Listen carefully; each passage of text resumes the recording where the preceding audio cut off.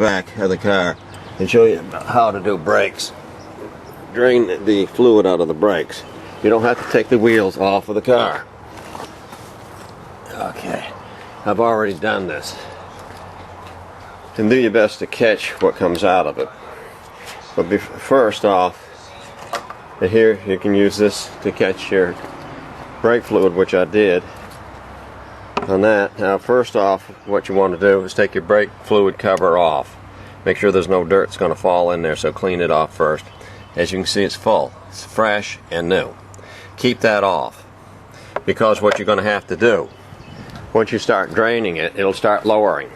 And you don't want it to go lower, too low. Let's go lower then, but too low. So when it gets down to where you see those holes, there's a split. When it gets down there where you can barely see it above that split, or halfway between that split down there, if you can see that split, then you start adding Prestone brake fluid. Don't use Sensma, I believe. As a matter of fact, I know that's what they're doing. So let's just say we're using Prestone brake fluid, which I had, so I used it. This is an old car, don't matter, does it? Just as long as you get all the old stuff out. Okay, let me tell you how to do it. First off, you want to start at the front left tire. Okay? Okay, I think you can see it. There's a little rubber cover. I've already done it, so I put the cover back on. It's going to be easier for me to pull it off. And you watch me pull it off there. Okay? There's your little rubber cover. Now, it's been on there since it was new. It'll be hard to get it off. Now, this is an 8mm. This is my handy little Volkswagen wrench. They used to give us a tool bag. Get this off. But you're not, because you can't get that little plug off.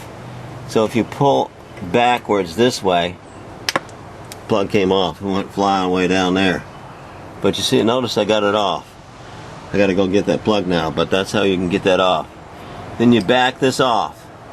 You start with the left front. Then leave that one running. Then you go over to the right-hand drive side, passenger side, and do that one. And then, when you've drained what you feel is enough out of the front, then you want to close this one up, leave this one open, and then go back to the back wheel on the driver's side, loosen that one, and then go over to that one over there on the passenger side in the back, and loosen up the brake line and start draining, and keep these three going for a while.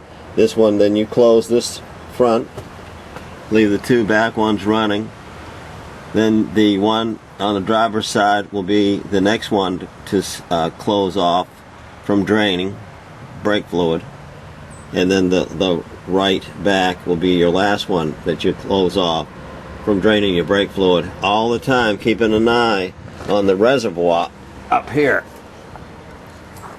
Keeping it topped off is what I'm trying to say. You can do it whenever you feel like doing it, except for you don't want it to go low. Because if you allow your brake fluid to go too low, it'll introduce air into the line, then you're going to have to pump it. And the way you pump it is you have to have your wife or somebody help you out.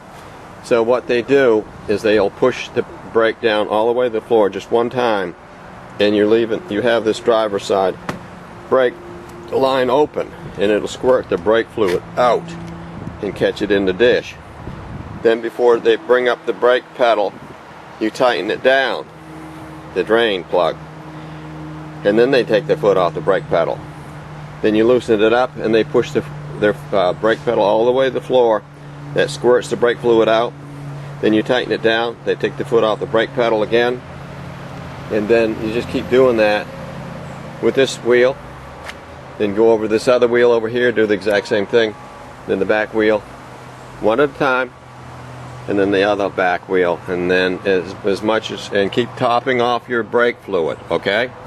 Make sure it's topped off, or you're going to keep on introducing air into the line. So, cooler out.